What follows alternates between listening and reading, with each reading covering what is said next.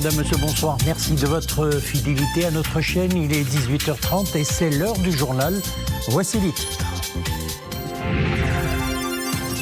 Le Maroc et les Émirats arabes unis vont travailler ensemble pour une météorologie plus forte. En marge du 19e Congrès mondial de l'eau, les deux pays ont signé un mémorandum d'entente. À la clé, le renforcement des prévisions des tempêtes de sable et de poussière et l'ensemencement des nuages notamment.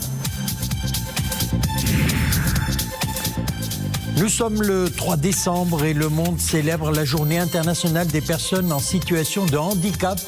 Dans ce journal, nous irons au centre ML de Rabat. Sa mission, l'inclusion des enfants à besoins spécifiques à travers l'éducation et la formation.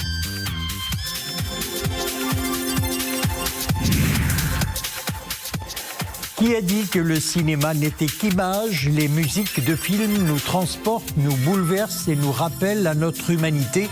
Au Festival international du film de Marrakech, une masterclass a accueilli Yousf Ghezoum, le compositeur marocain qui fait trépider Hollywood.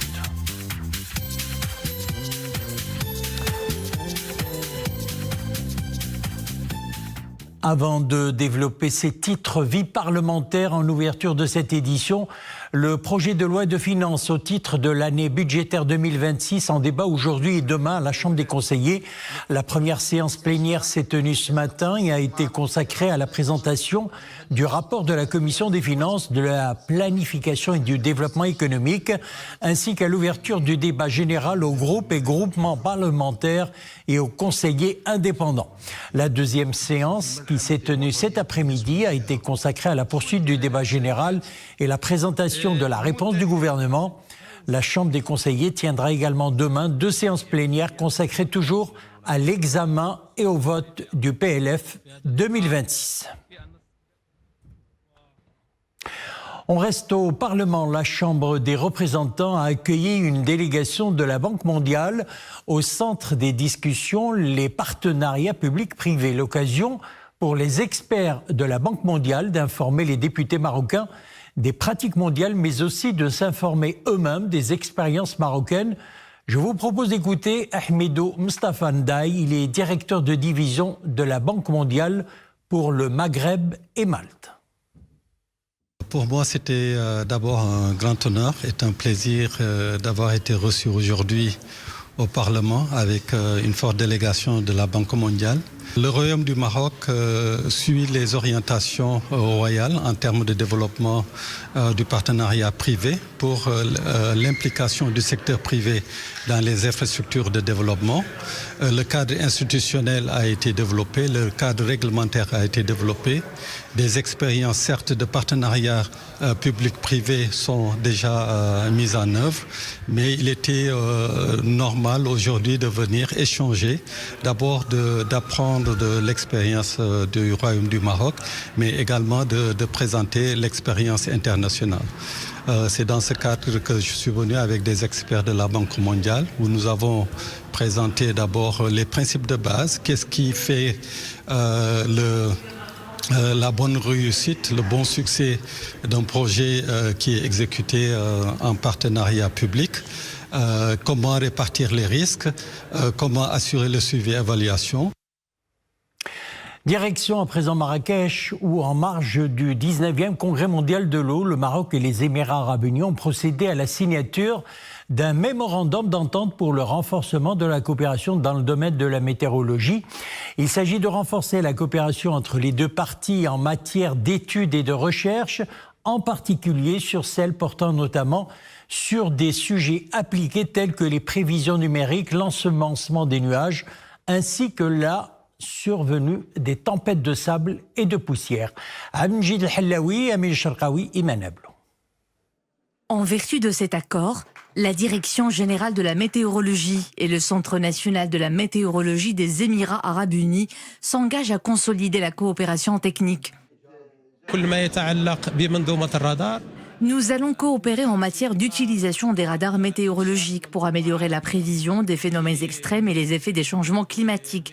Nous sommes en train de construire un système ARA pour l'intégration et l'utilisation des informations fournies par les radars.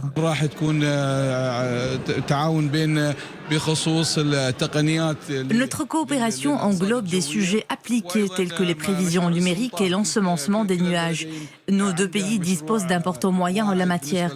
Il y a aussi les usages qu'offre l'intelligence artificielle qui ouvrent des perspectives prometteuses, notamment pour ce qui est des opérations de prévision.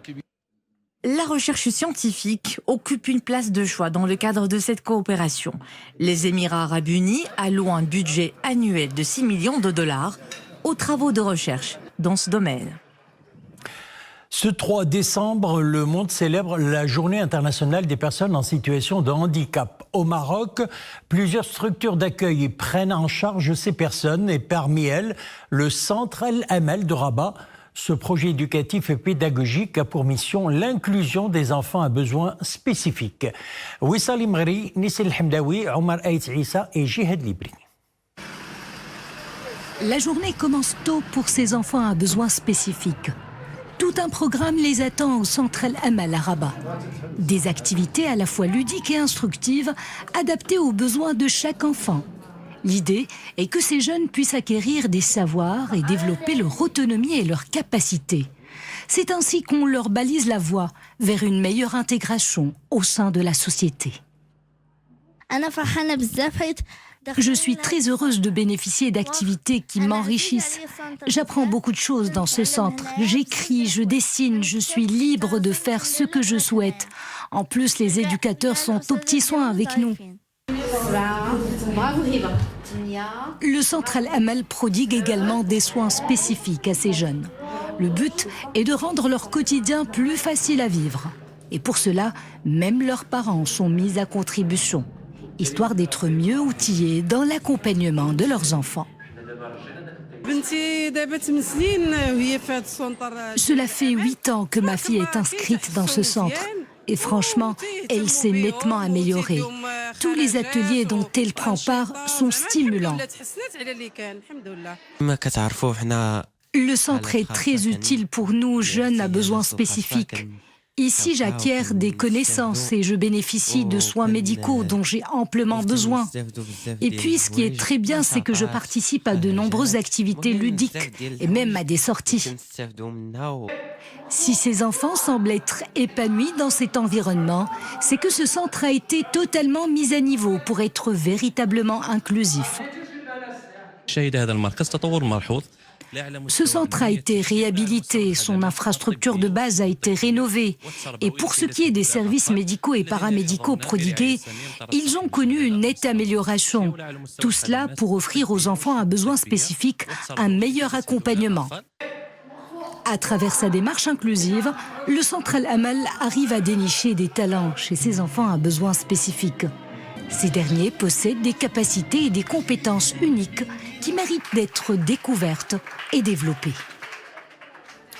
Santé, c'est une histoire à succès qui fait son bonhomme de chemin. Le guide des prescriptions des anticancéreux est récemment publié dans une deuxième version. Fruit de 2 années de travail, l'ouvrage regroupe les principaux protocoles thérapeutiques systémiques des tumeurs solides avec les modalités d'administration, le suivi et les principales toxicités liées au traitement. Iman Ablou pour les développements. C'est le deuxième guide du genre. Une nouvelle édition enrichie et actualisée, intégrant les évolutions majeures des traitements anticancéreux et des protocoles thérapeutiques récents. Rédigé par des experts marocains et revu par des spécialistes internationaux, le guide est enfin publié en anglais, afin de favoriser une diffusion plus large au sein de la communauté scientifique mondiale. Ce guide est le fruit d'un travail laborieux. Sa préparation nous a pris beaucoup de temps, des heures et des heures de travail acharné. La première édition en français a été publiée en 2022 et là nous en sommes à la nouvelle version en anglais car nous avons eu beaucoup de demandes de nos confrères étrangers dans ce sens. La précédente édition fut un succès avec plus de 500 exemplaires distribués gratuitement au Maroc et à l'étranger. Le guide regroupe les principaux protocoles thérapeutiques systémiques des tumeurs solides, précisant la posologie, les modalités d'administration, le suivi ainsi que les principales toxicités liées au traitement. Et c'est un projet collectif qui a réuni un large panel d'experts marocains, parmi lesquels professeur Naoufal Mellès, chef du service d'oncologie médicale au CHU Hassan II de Fès, que nous accueillons d'ailleurs ce soir sur le plateau. Professeur, bonsoir. Bonsoir, merci pour l'invitation. Alors, première question, vous venez donc de publier la nouvelle édition du guide de prescription anticancéreuse, un guide pratique qui détaille l'ensemble des protocoles thérapeutiques des cancers. À qui s'adresse donc ce guide et quel est son intérêt ? Donc, ce guide, c'est un guide qui a été fait par 5 experts marocains, de cancérologues, qui est le fruit d'un travail de 2 ans acharné, avec un comité de lecture international donc qui a validé ces protocoles, plus de 700 pages et plus donc de 700 protocoles de chimiothérapie, de thérapie ciblée et d'immunothérapie. C'est un travail de référence qui est destiné aux cancérologues et aux praticiens pour faciliter la prise en charge des cancers. Alors, ce guide propose donc une démarche scientifique qui est collective pour aider les médecins dans leur pratique. Alors, pourriez-vous nous donner un aperçu du contenu donc et des nouveautés que vous mettez en avant? La première nouveauté, c'est qu'un guide était fait en anglais. La première édition était en langue française. Cette édition, il est en anglais justement parce qu'on vise une distribution à l'échelle mondiale et à l'échelle internationale. Ça, c'est la première des choses. Deuxième chose, donc c'est un guide qui regroupe tous les protocoles innovants, toutes les actualités. Ils sont là. Donc, 700 protocoles qui intéressent tout type de cancer. Cancer du sein, poumon, digestif, les cancers urologiques. Donc, un cancérologue, un oncologue va trouver tous les protocoles là-dedans qui sont updatés, qui sont actualisés, qui sont mis à jour. Alors, les traitements anticancéreux, il faut le dire, ils sont nombreux. C'est du cas par cas. Il y a les classiques comme la chimiothérapie, la radiothérapie, encore l'hormonothérapie, mais aussi les protocoles récemment donc développés comme l'immunothérapie ou ceux que nous promet la médecine régénérative. Alors, y a-t-il des alternatives et où en est la recherche scientifique à ce jour ? C'est clair que la cancérologie, c'est la discipline qui bénéficie d'une recherche scientifique extraordinaire. Le fruit est là, les traitements innovants, les thérapies ciblées, l'immunothérapie, le traitement à la carte, il est en train de bouleverser la prise en charge des cancers. Ces innovations thérapeutiques donc, ont permis de prolonger la survie des patients, de minimiser les effets secondaires contrairement à la chimiothérapie. Et grâce aux efforts de Sa Majesté et grâce au chantier royal de mise à niveau de la santé, une grande partie de ces traitements ils sont disponibles et ils sont là donc à la disposition du patient marocain. Donc, professeur, vous veniez de nous le dire tout à l'heure, c'est un travail de 2 ans de recherche. Donc, c'est un livre donc, qui guide les... Effectivement, un dernier mot concernant. Donc on est fiers. Donc c'est une fierté. Je tiens à saluer tous les co-auteurs. Est-ce qu'on peut le trouver sur le marché? En fait, c'est un livre donc qui est distribué gratuitement. Donc on le distribue gratuitement à tous les cancérologues, à tous les praticiens. Donc notre association, qui est l'association des guides thérapeutiques en oncologie, est en train de le distribuer à tous les cancérologues et praticiens de façon gratuite et gracieuse. Professeur Naoufal Mellès, merci d'avoir été notre invité ce soir. Je rappelle que vous êtes chef du service d'oncologie médicale au CHU Hassan II de Fès. Merci. Merci à vous. Merci. Direction à présent le Proche-Orient. Première discussion directe entre le Liban et Israël pour réduire la tension entre les deux pays. Premier pourparlers direct depuis plus de 40 ans pour l'étude d'un mécanisme de surveillance du cessez-le-feu dans le sud du Liban. La réunion se tient au siège des forces de l'ONU à Naqoura, une localité du sud du Liban, frontière d'Israël. Les réunions de cet organisme regroupent, outre le Liban, Israël, les États-Unis, la France et l'ONU. Nous restons dans la région. L'Égypte dément tout accord avec Israël, ouvrant le poste frontière de Rafah aux seules sorties de Rza en demandant un transit dans les 2 sens. Si un accord est conclu pour ouvrir le passage, celui-ci se fera dans les 2 directions pour entrer et sortir de la bande de Rza conformément au plan du président américain Donald Trump, indique ce communiqué, citait une source officielle égyptienne. Le point de passage avait rouvert brièvement en janvier 2025 lors d'une précédente trêve de 2 mois. D'abord pour laisser sortir certains habitants autorisés à quitter Rza, principalement pour des raisons médicales, puis ensuite pour faire entrer des camions d'aide.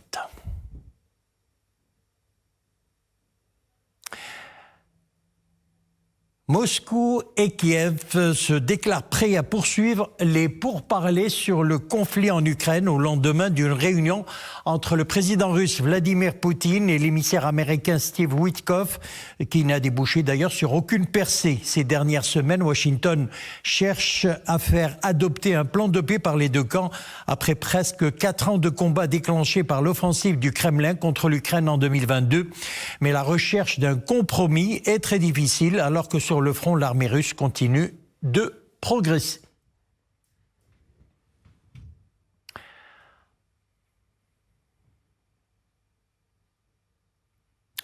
On parle à présent 7e art et là nous partons pour la Cité Ocre où se poursuit la 22e édition du Festival international du film de Marrakech. Le FIFM n'est pas qu'une projection de film et un tapis rouge, mais aussi des masterclass inédites.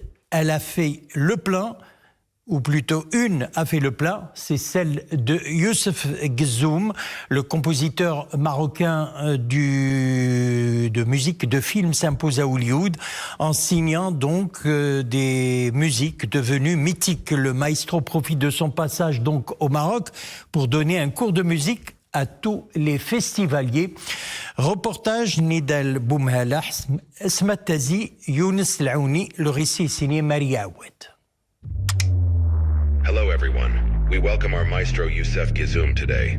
Il s'impose aujourd'hui comme l'une des signatures musicales les plus reconnaissables du tout Hollywood.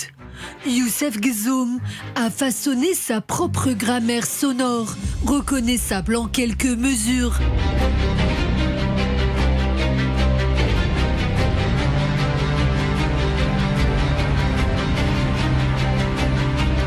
D'ailleurs, ce qui fait la force de Youssef, c'est une écriture dramatique des plus appuyées, fondée sur la tension constante. Dans des films comme Monster ou encore Power Rangers, il use notamment des crescendos orchestraux, de percussions africaines parsemées d'influences arabo-andalous. De ce métissage sonore jaillit une tension constante qui fait corps avec la trame narrative. J'ai eu 14 ans d'expérience à Hollywood, donc je connais du A à Z, c'est quoi les démarches de musique de film. Il y a aussi les compositeurs de musique de film, on est spécialisé dans la matière de l'image, on sait parler avec l'image, aussi on sait transmettre le côté visuel mais en musique. C'est comme un caractère, c'est comme un jeu, c'est comme un rôle d'un acteur, mais il est fait par musique. I need my Rangers. Now, it's Morphin' time! Sollicité par de nombreux réalisateurs et producteurs et nommé aux prestigieux Grammy Awards 2025 pour la BO de la série de Deep State, Youssef Gzoum est devenu un nom qui compte dans l'industrie cinématographique. Sa présence à Marrakech, pour une masterclass des plus attendues, marque le retour triomphant d'un créateur dont l'empreinte sonore ne cesse de s'affirmer. On n'a pas beaucoup d'arabes, mais même en plus marocains. Cette masterclass, c'est un grand honneur, c'est une grande première au Maroc, ça ne s'est jamais fait avant. Malheureusement, souvent, des productions ne mettent pas assez l'accent et ne prennent pas le temps de penser la musique au moment de l'écriture et du script. Or, la musique, ça fait partie du dialogue, de la narration de l'histoire. Ça met en exergue le jeu des comédiens. Inscrit désormais dans la lignée des Hans Zimmer et autres Yann Tiersen, en imposant sa voix comme une évidence, au cœur même de la Cité des Anges, matrice de l'âge d'or du cinéma. Voilà, c'était un reportage signé Nidal Bouhmalas, Matazi Younes Laouni. Nous lisons le récit était signé Maria Awad. Et puis cette information qui vient de nous parvenir, le Conseil de coopération du Golfe a réitéré aujourd'hui son soutien à la marocanité du Sahara et au plan marocain d'autonomie. C'était au terme de sa 46e session qui se tient au Bahreïn. Dans sa déclaration finale, le Conseil a salué la résolution 2797 du Conseil de sécurité et la décision de Sa Majesté le roi Mohammed VI de présenter le plan d'autonomie devant le Conseil de sécurité et la proclamation du 31 octobre comme fête de l'unité. Nous nous quittons sur ces très belles images d'Ifrane. La ville et ses régions sont recouvertes d'un beau manteau blanc après les premières neiges de saison. Je vous laisse apprécier ces belles images tournées avec la caméra d'Ahmed El Fadili.